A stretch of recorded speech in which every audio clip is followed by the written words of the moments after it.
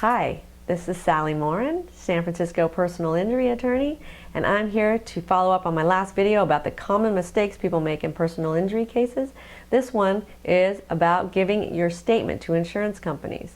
I tell people, do not give statements about the accident or your injuries to insurance companies, other than maybe your own carrier, and sometimes not even that situation. I have an absolute rule in my office that my clients do not give recorded statements, because these recorded statements are often traps orchestrated by insurance companies to get the client to stick to a particular version of the facts or their injuries very early in the case.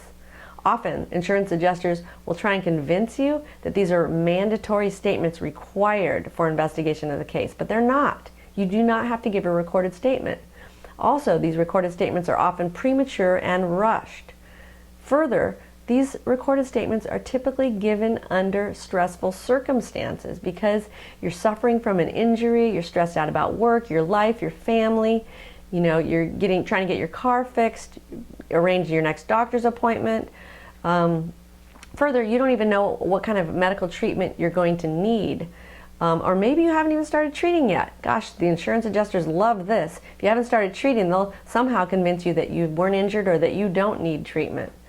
So don't let this happen.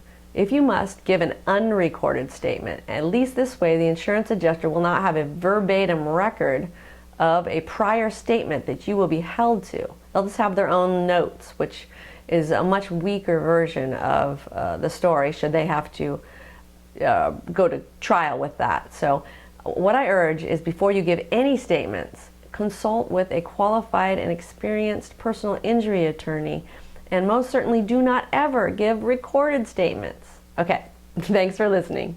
Bye-bye.